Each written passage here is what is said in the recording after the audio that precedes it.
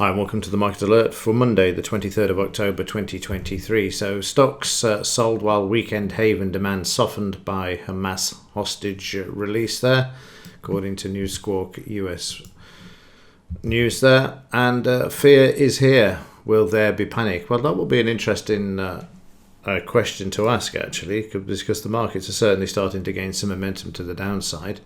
And it says there, despite the rise in fear, equity markets have not moved much. They haven't, but they're starting to show a different picture now over the last week, that's for sure. And implied volatility has pulled back slightly on Friday. They're down to 15.04. The high that we've had recently is 15.40. For any potential change of trend in the market, it needs to go up to at least 2021. If it gets up to that level, then we'll see a bottom in the market. Don't forget, despite everything that's going on, we normally get the Santa rally from the end of October, and it's a year this last week I think since trust was forced out when we had this over here, and then we had it was preceded by 100% increase in implied volatility. The market came back, did an 89% retracement, and then went higher.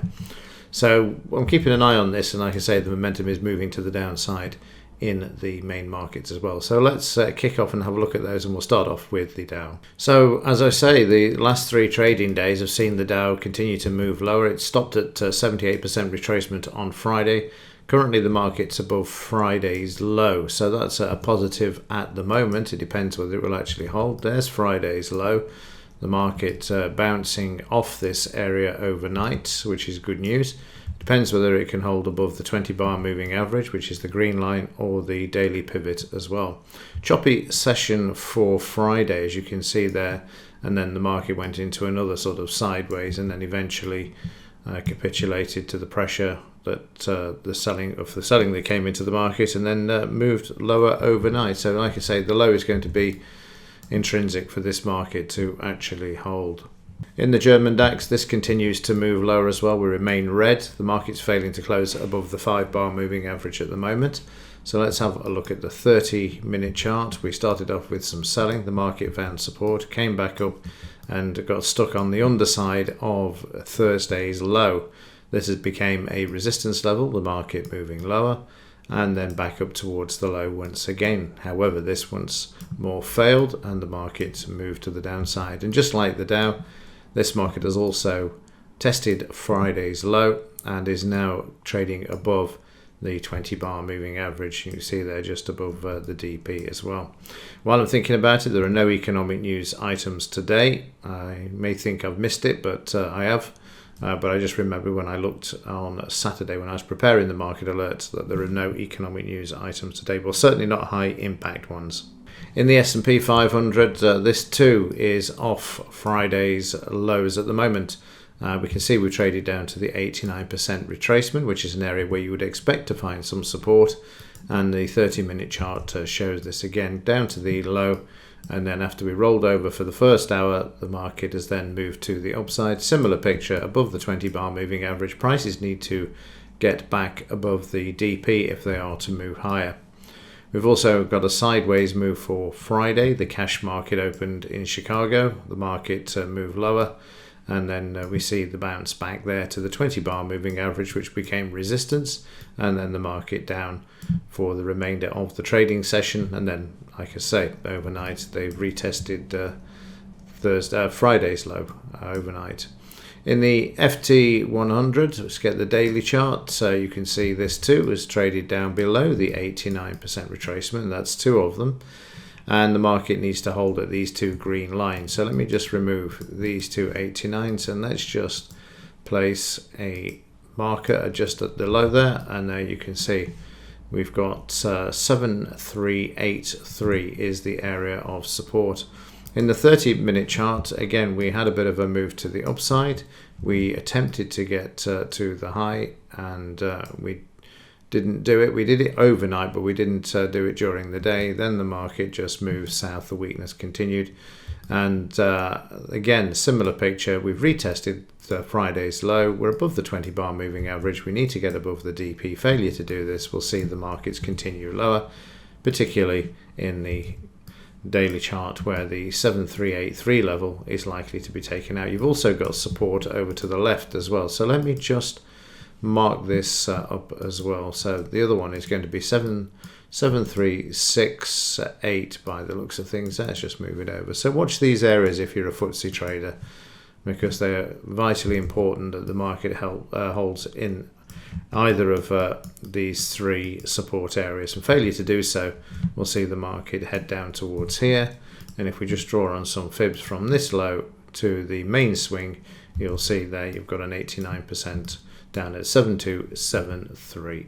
So the US dollar sideways at the moment. It's the only thing I can say about that. It's below the 20 bar moving average, but no momentum to the downside just as yet. I suppose the war in the Middle East is holding prices at the moment. So let's have a look at the metals, see how they're faring, see if the manipulation has come back in yet or not. Starting off with silver, I'm surprised this is actually up because Friday it showed a bit of weakness, and also we've got a lot of volume here as well. Certainly 2 days of selling, that's the S there, the supply coming into the market stopping at the 200 MA there, and then prices sideways as they attempt to get through the 89% retracement, but above the 5 bar moving average, so a bit of a positive there at the moment. On Friday we came off the DP, we rallied up to the R1, then came back to Thursday's high, and that's why I thought it was going to move lower, because it was struggling overnight to hold at the high. And then we had blast off, and then we had moved back to the downside. Didn't take long, did it? And then we came all the way back to where the move started overnight, and now we're just trying to move off it. So again, you watch the low of Friday. It's not that positive now. I look at it this way.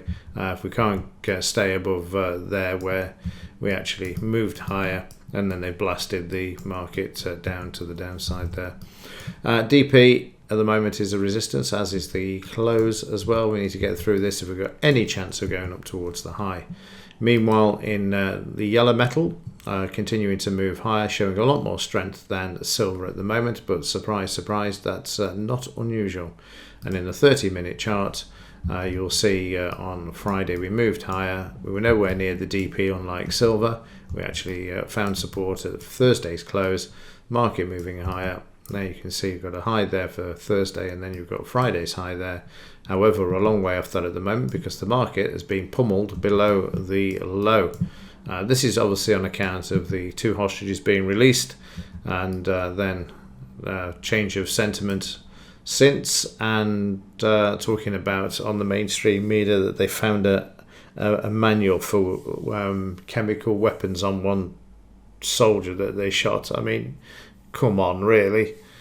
I mean, it's a bit like finding a copy of the Quran, isn't it? And the passport of somebody who's flown themselves into the tower and it's been a fireball. Well, there you go. Anyway, that aside, the market trying to trade up to the high there. Sorry, not trying to trade up to the high. It needs to get up to the high if the markets are to continue higher. Finally, in the gold-silver ratio, there you can see that we're sort of sideways still at the moment, and the silver one's a bit of green. Quite volatile on Friday, which is interesting, but the market stuck in that sideways range at the moment. Okay, that will do it for this one. Like I say, there's no economic news today. Let me just double check just to make sure. No economic news. So with that, thanks for watching. See you in the next.